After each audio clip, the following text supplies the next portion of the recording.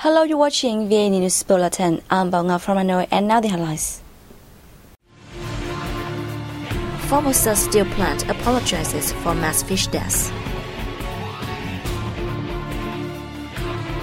Funeral is held for Naikasa G12 crew members. Where Asian open-bill stocks flock to Dien Bien.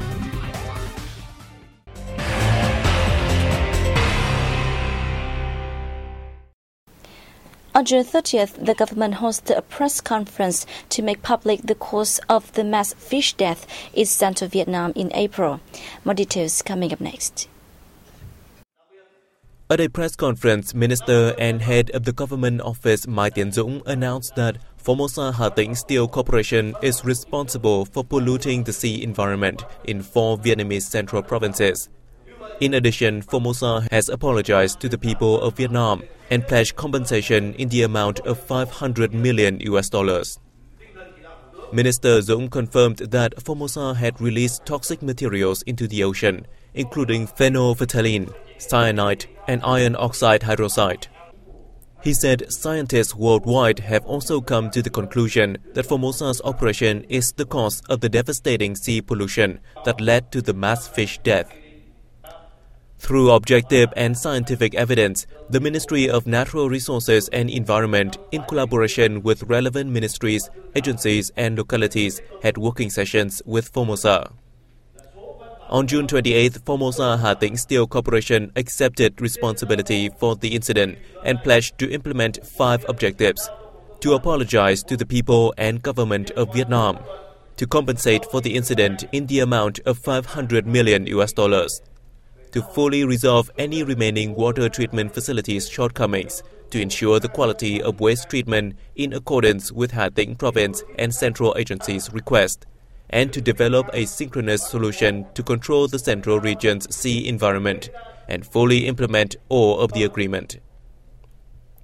The government spokesperson stressed that the repair process will take place with the supervision of the Fatherland Front Central Committee and the people of Vietnam. After 3 months and the participation of over 30 ministries, agencies and localities, along with hundreds of domestic and international scientists, Formosa Hà Tĩnh Steel Corporation has admitted responsibility for the mass fish deaths in central Vietnam. Tian Yuan-Chiang, chairman of the Formosa Hà Tĩnh Steel Corporation, along with its board of directors, has officially admitted responsibility and apologized to the people of Vietnam, especially to the locals of the 4 central provinces most heavily affected by the mass fish deaths.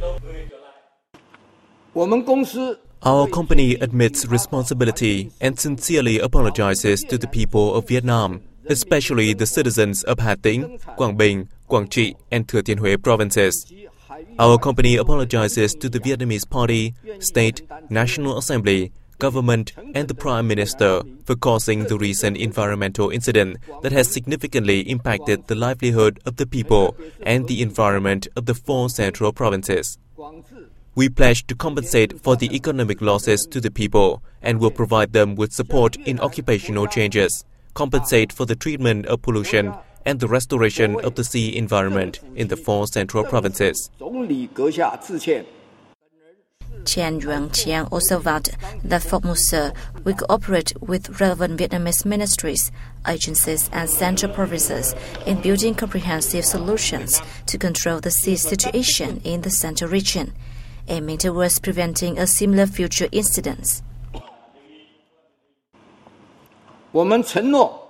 We vow to fully implement all agreements made with the Vietnamese government regarding the incident and promise not to violate any more of Vietnam's environmental and water resources protection laws.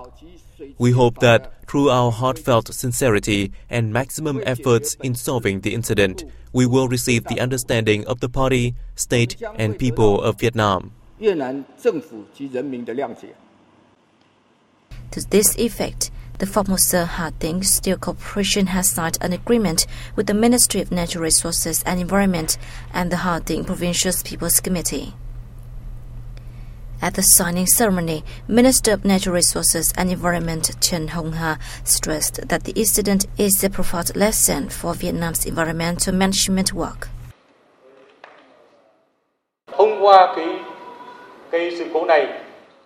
Through this incident, with the participation of relevant ministries, agencies and localities, we have learned a valuable lesson, and in the future, there will be comprehensive solutions, from policy mechanism to technological solutions in implementing sustainable development.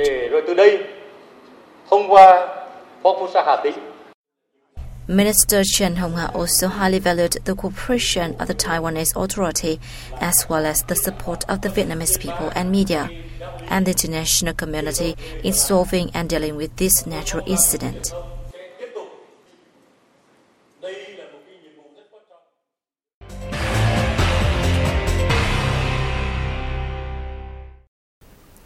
A funeral was held in Hanoi on June 30th for 9 crew members of the CASA 212 aircraft who died in the search and rescue mission. Party General Secretary and Secretary of the Central Military Commission Nguyễn Phú Trọng, President Trần Đại Quang, Prime Minister Nguyễn Xuân Phúc, National Assembly Chairwoman Nguyễn Thị Kim Ngân, and President of the Vietnam Fatherland Front Central Committee Nguyễn Thiện Nhân led delegations to pay tribute to the deceased and extend condolences to the bereaved families.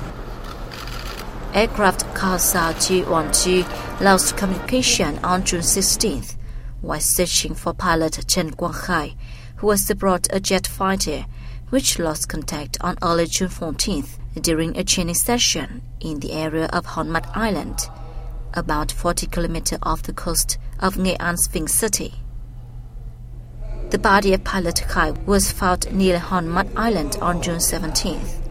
Meanwhile, the wreckage of CASA 212 was discovered at 5 nautical miles south-southeast of Bạch Long Vĩ Island, near the northern city of Hải Phòng. As of June 28th afternoon, the bodies of 8 out of the 9 crew members of the CASA 212 were retrieved. President Trần Đại Quang posthumously awarded the Fatherland Defense Order First Class to all the 9 CASA 212 crew members. The bodies of the 5 crew members are to be cremated at Hoan Vo Crematory in Hanoi and laid to rest at War Marshal cemeteries in their home provinces. A cabinet meeting took place in Hanoi on June 30th. More details coming up next. During the 2-day cabinet meeting, Prime Minister Nguyễn Xuân Phúc urged ministries and sectors to ensure the progress of building legal documents as well as their quality. After listening to the Ministry of Justice's report on the implementation of the government's law and ordinance building program. However, it pointed out that the submission of a number of bills and ordinances had been delayed, while the building and issuance of documents specifying laws, including circulars, remained slow. The Prime Minister held the engagement of the Vietnam Fatherland Front organizations, agencies, businesses and experts and citizens in the drafting of the documents. It's crucial to openly collect ideas from experts and people to enhance the quality of the documents, he requested. During the working day, Cabinet members also discussed a number of bills, including the revised railway law and the law on amending and supplementing some articles of the technology transfer law. On July the 1st, they will have online meeting with localities on their socio-economic situation. Vietnam is estimated to record a trade surplus of around $1.5 billion in the first half of 2016, more in the following report. During the 6-month period, Vietnam is expected to earn over $82.2 billion from exports, up 5.9% from the same period last year. Of the total, the domestic sector shipped abroad $23.7 billion worth of goods, a year-on-year surge of 3.3%. Meanwhile, the country has reportedly spent over $80.7 billion on imports, down 0.5% year-on-year. The domestic sector saw a trade deficit of $9.7 billion, while the foreign sector is estimated to post a surplus of $11.2 billion. The U.S. remains the biggest importer of Vietnamese goods, with total import revenue of $17.7 billion. It was followed by the EU, China, and the Republic of Korea. Last year, Vietnam recorded a trade deficit of $3.2 billion.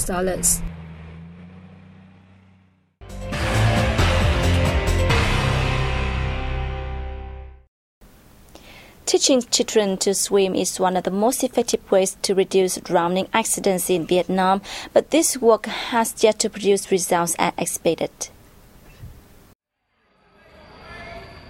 In Vietnam, swimming has never been considered an official subject at schools, although the country boasts a coastline of 3,260 kilometers and a large number of rivers and experiences many disasters every year. Swimming is just being taught as an extracurricular activity or when children participate in training courses outside their schools. In late 2010, the Prime Minister approved a sports strategy to 2020, which aims to have all general schools include swimming in their extracurricular activities and universalize swimming among all students at general schools by 2020. However, the goals are still a long way to go, as most of the schools cannot teach swimming for students methodically and regularly due to the lack of swimming instructors, as well as money and land to build pools. Schools are advised to be more creative and use appropriate models like pools using waterproof tarpaulin or swimming training in rivers. Hundreds of Asian open-bill storks, which is listed as an especially rare species in Vietnam's Red Book, are making their home at the historical wreck site of Dien Bien Phu battlefield this season, richly delighting tourists. Around 300 to 400 birds can be seen crowding the garden of the command tunnel of General de Castries. Only recently moved to the area, the birds seem to have acclimatized to their new home, despite the curious eyes of travelers.